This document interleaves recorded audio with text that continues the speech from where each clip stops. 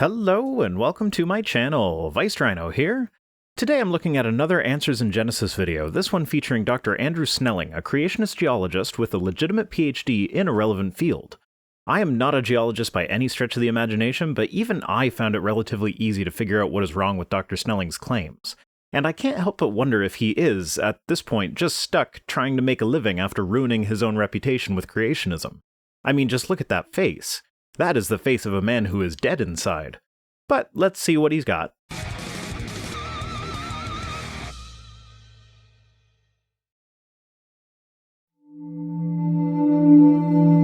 What are some of the best flood evidences? If the flood really did occur, what evidence would we look for? You know, most people haven't even thought of that question, let alone thought of an answer. Most people haven't, I'll agree with that. But a lot of people have. Now, what evidence would there be? Well, since fossilization is generally an extremely slow process, we would expect that most fossils would only be partly fossilized.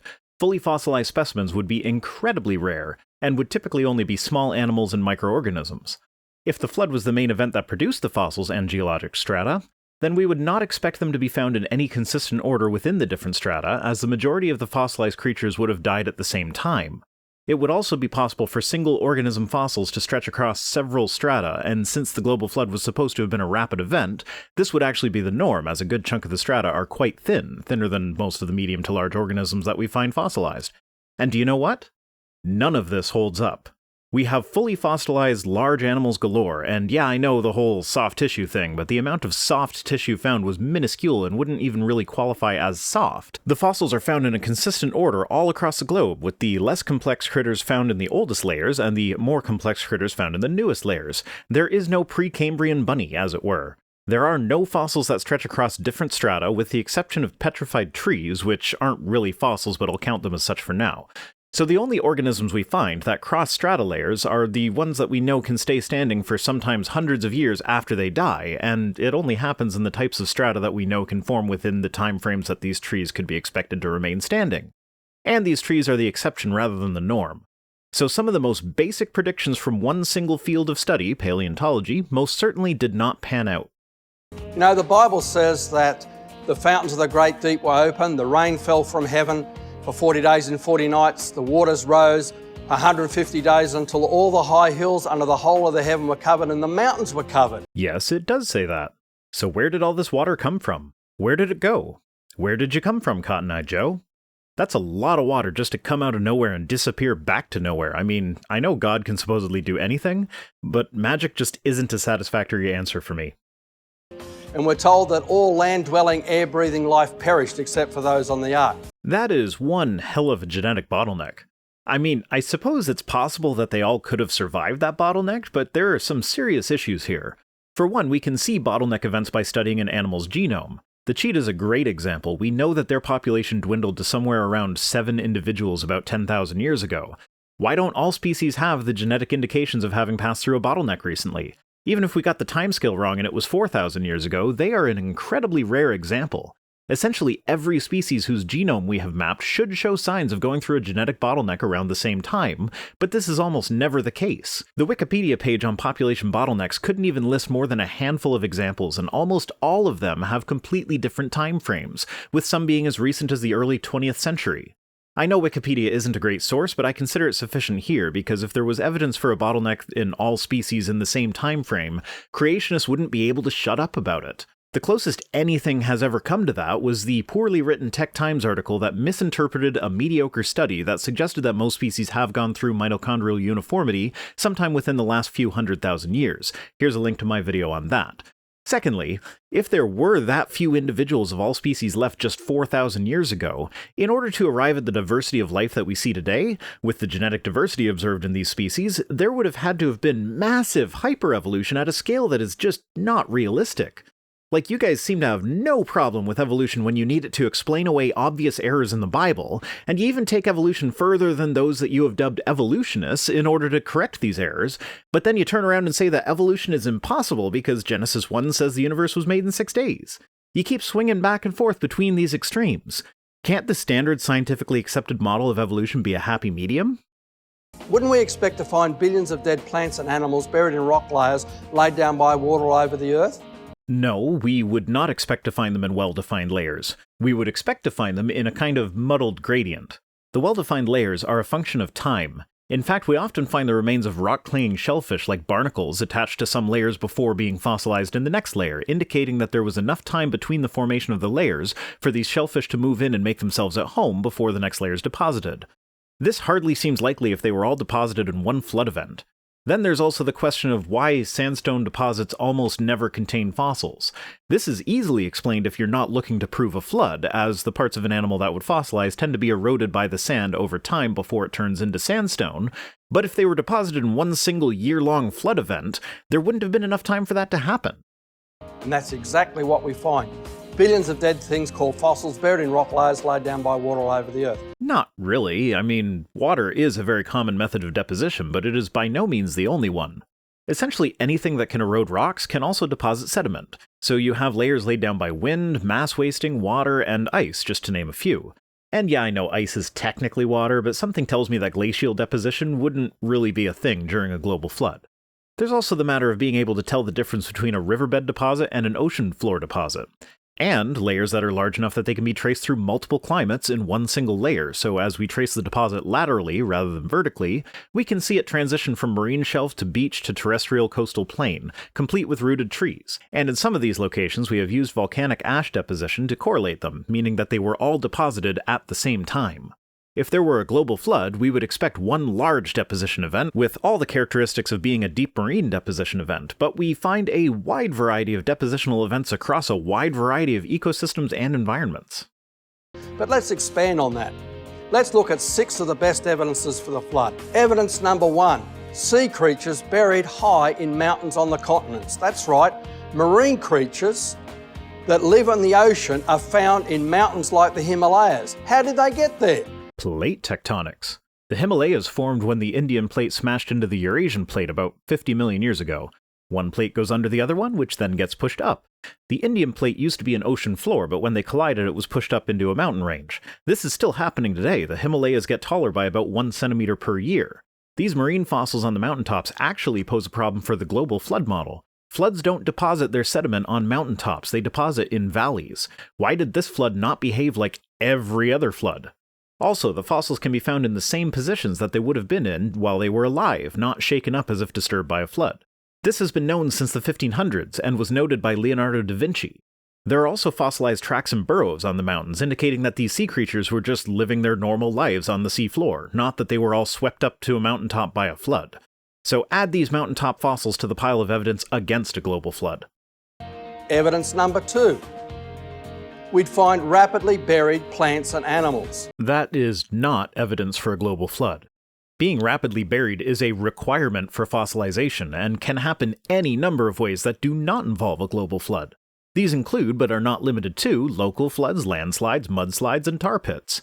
Stuff got buried quick is not evidence that everything that ever got buried quick was buried quick in one single global flood. Well, we do. Fossils. We find fossils not only of plants, but of bees, of bats. We find fish that haven't finished having their breakfast, eating another fish. They're buried and fossilised. Ichthyosaurs giving birth to babies and they're fossilised. We find delicately preserved fossilized jellyfish. How do you fossilize a jellyfish slowly? Do you really think that non-creationists think that everything about the fossilization process is slow? I don't know anyone who accepts an old age for the Earth who would deny that a rapid burial is important for the fossilization process. And you actually have a PhD in geology, so you should know better. Are you being deliberately deceptive? I hate to accuse people of lying when I don't actually know what's going on inside their heads, but you have enough legitimate qualifications that I have a hard time believing that you're not well aware that everyone who studies fossils knows that rapid burial is important. The specimen needs to be sealed off from the environment as quickly as possible to avoid decomposition. Not being buried does not work too well for that. Evidence number 3. I guess that really was it. Stuff sometimes gets buried quick, therefore, the entire planet was covered in water 4,000 years ago. Never mind that you can witness things getting buried quickly today in normal weather conditions, the only possible way to bury anything quickly is if the entire planet gets flooded. Rapidly deposited sediment layers right across the continents. Yep, some rapidly deposited sediment does exist all over the continents. Do you know what else exists all over the place? Slowly deposited sediments. If the majority of the rock layers were the result of a global flood, we wouldn't expect to see slow deposits mixed into the middle of these layers. There's also the question of conglomerate deposits that are primarily a fine-grained rock like sandstone, but with larger round pebbles and sometimes even boulders of various sizes mixed in. If these were deposited in a flood, you would expect that the larger boulders would end up on the bottom, but these conglomerates are often found sitting right on top of other layers of fine-grained sediment. We find that everywhere we look. Look at the Redwall limestone, full of fossils in the Grand Canyon, yet the same limestone layer is found in the same position over in Pennsylvania. Okay, so what? Then over in England, and even in the Himalayas. Yeah, assuming that was correct, some of these universal layers are how we date the rock layers.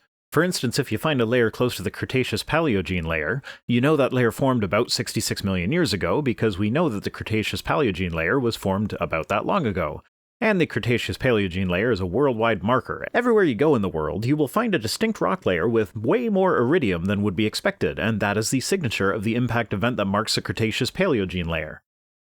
The chalk beds, the White Cliffs of Dover. We find the same chalk beds in Europe, in the Middle East, over into Kazakhstan. We find the same chalk beds with the same fossils in Texas and the Midwestern United States. We find the same chalk beds in Western Australia. I don't see how the existence of chalk formations helps your case. Chalk takes a long time to form. Organisms called coccolithophores are mainly responsible for these formations. They are essentially a plankton with an exoskeleton of calcium carbonate. These exoskeletons are known as coccoliths. Some coccolithophores would shed their exoskeleton as they grow, and all of them eventually die, so their exoskeletons would rain down on the ocean floor, accumulating over millions of years. Then, when the supercontinent of Pangaea was breaking apart, this changed the environment enough to change the type of sediment that was being deposited, so over millions more years, these coccoliths were compressed into the rock that we know today as chalk. Now, I suppose you would probably claim that the coccolithophores would have died during the flood, but that just doesn't make much sense. The flood would have been a very tumultuous event. The formation of chalk requires relatively stable conditions for millions of years. The kind of currents that would have been present during the flood would have had the coccoliths mixing with other sediments and being swept away. Not to mention the sheer number of these plankton that would have all had to have been alive at the exact same time to have all been killed in the flood. Just think about that. That is hundreds of meters deep, spread over hundreds of kilometers of area, of the exoskeletons of a microscopic organism. And all that would have had to gently settle on the seafloor together without being disturbed, and then finally have other types of sediment fall gently on top of them without being disturbed, in order to compress them into the chalk that we know today. Yeah, the more I think about it, the more chalk really doesn't help your case. Evidence number 4. Long transport distance of sediments. The Coconino Sandstone in the Grand Canyon. The sand grains are believed to have been eroded and washed from as far north as at least Wyoming. Why is that remarkable? Here's a map of the Colorado River system. Look, up there at the top, it's Wyoming. And look at what's in Wyoming. It's the Green River. Do you know what the Green River is? It's not just a tributary of, but is in fact the chief tributary of the Colorado River. So that's water flowing from Wyoming that will eventually end up going through the Grand Canyon. Why is it hard to imagine that this water is also carrying sediment through the Grand Canyon? Rivers do that. We know this. We can see them doing that today. So why are you bringing this up as if it's supposed to be a hard thing for geologists to explain without having to throw a global flood into the mix? I'm skipping the rest of this segment because he never actually explains why sediment traveling long distances would be a problem for anyone who accepts the fact that the Earth is billions of years old. Like it's impossible for water to carry sediment long distances given long periods of time. Evidence number 5. Rapid or no erosion between sediment layers. What? I hope you actually explain this one instead of just listing geologic formations like you have for the last 2 points.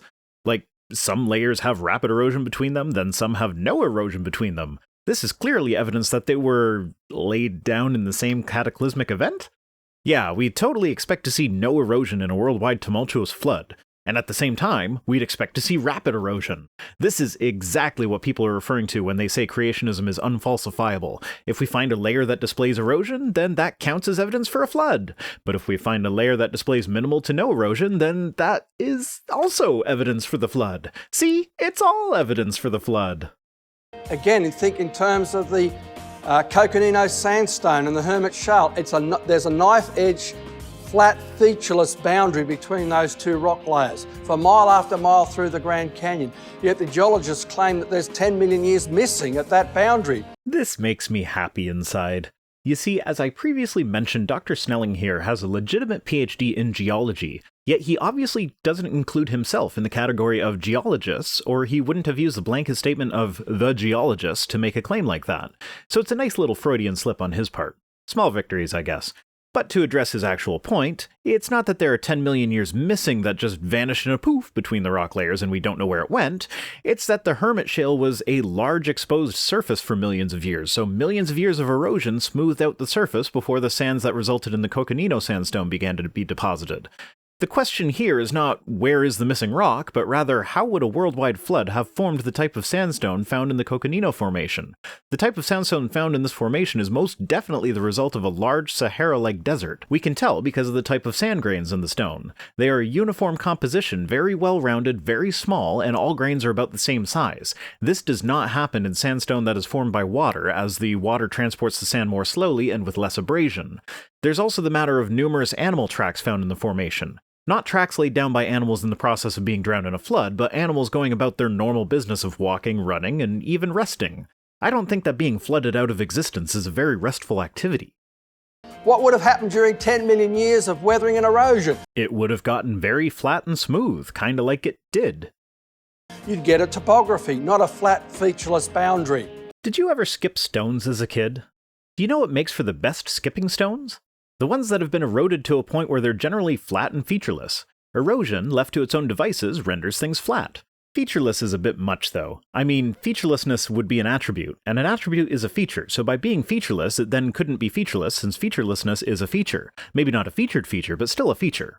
Also, the claim that it's featureless is just a flat-out lie. Just think about it for a second. How would we distinguish it from other layers if it didn't have any distinguishing features? Just because one of those features happens to be a sharp transition to the Coconino Sandstones doesn't mean it's featureless. The bottom of the Grand Canyon, the Tepete Sandstone sits on the pre-flood rocks, and we have evidence of huge erosion there, with boulders being picked up from the underlying rock layers indicating rapid erosion. This is amusing to me. When looking up the Tepete Sandstone, one of the first things I saw was a site that repeatedly described them as being remarkably flat and uniform. I'm sure there are places where chunks are carved out like you're describing, but I still find it funny that your example of rapid erosion has the same stark contrast between itself and the layer above it as your example of no erosion. But that's it for this section. You literally just gave an example of what you call no erosion and an example of what you call rapid erosion, and then move on as if you've made it clear why this points to a global flood. Like, even if you're right, and the top of the Tepete Sandstone experienced rapid erosion and the top of the Hermit Shale experienced no erosion, which you're not, you're wrong on that, let's face it, but even if you were right, all that would do is show that the two layers experience different erosion patterns. You haven't even attempted to explain how this points to a flood, aside from mentioning that there are a few spots where boulders got moved around. But since the geologists, a group which you apparently don't belong to, explained that the Tepete Sandstone was at the bottom of a sea, it makes sense that we would see evidence of water erosion there. So literally all you've said here is that there's different erosion patterns in different layers, which is absolutely expected if there was no flood and the Earth is billions of years old and all this rock has existed in several different environments over these massive periods of time. Evidence number 6, we find whole rock layer sequences deposited rapidly in quick succession. Yeah, I'm gonna have to disagree there. It takes a long time for sediment to turn into rock, a process called lithification. In lithification, sediments compact under pressure and expel any liquids that were trapped in their pores and eventually become solid rocks. The main problem that I see here is that if these layers were formed at the same time or in rapid succession during the flood, which lasted about a year, how would the layers expel the water while they're still submerged in water? Even if this could happen, which I'm no geologist, so maybe it could, it takes more than a year for sediment to become rock. Well, depending on the type of rock, sandstone can be formed relatively rapidly, but different types of rock take different amounts of time to form. A rapid deposition that resulted from a worldwide flood would form one really big conglomerate layer, not dozens of layers of varying types and sizes. Look at the walls of the Grand Canyon, from the Tepetes at the bottom to the Kaibab limestone at the top, supposed to be representing 300 million years of slow and gradual sedimentary deposition. Yes it is. And you're claiming that all that could have happened in about a year? When you discover the mechanism for that, make sure to publish it in a reputable journal. I'm sure there would be all kinds of benefits from understanding a mechanism for rapid lithification. You would completely revolutionize the construction industry. When the plateau was pushed up, those rock layers were bent and folded, but they were folded without fracturing. They had to be soft if they were bent without fracturing. And fully formed rock can be soft, if it's hot enough or under enough pressure. It's called plastic deformation and has been demonstrated in a lab to be possible with fully lithified rock. It works basically the same way as anything that gets soft when it gets hot. You can try it out for yourself. Try bending a crayon and it will snap. Put that crayon in the oven for a few minutes and it will bend without snapping, to a point. If, however, the layers were still in the process of lithifying, then they wouldn't have bent in such a manner. It would have stirred them up and mixed the layers together. So once again, this really doesn't help your case. That means that they could only have just have been deposited. Yeah, it's totally impossible for something that was once soft but had hardened to ever become soft again. Just ask my wife.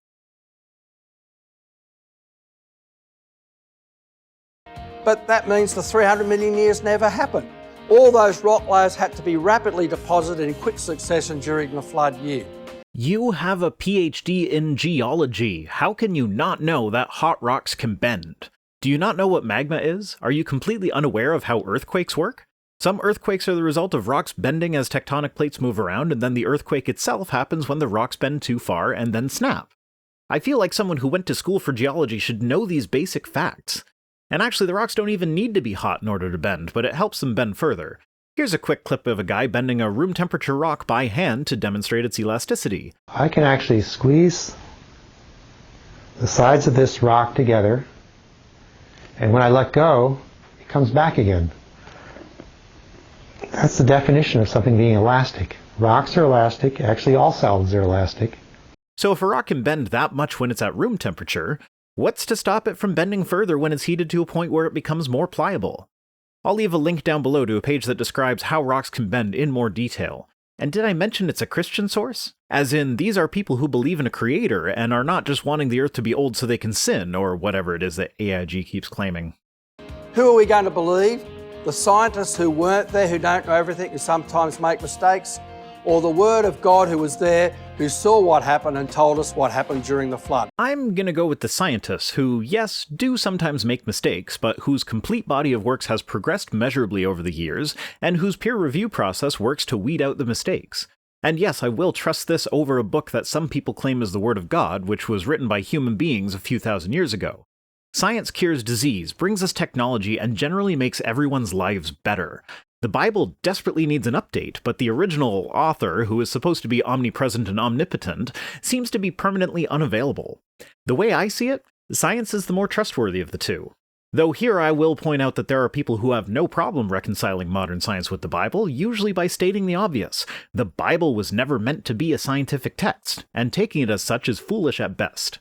This is why I try to use Christian sources like BioLogos or Old Earth Ministries when relevant.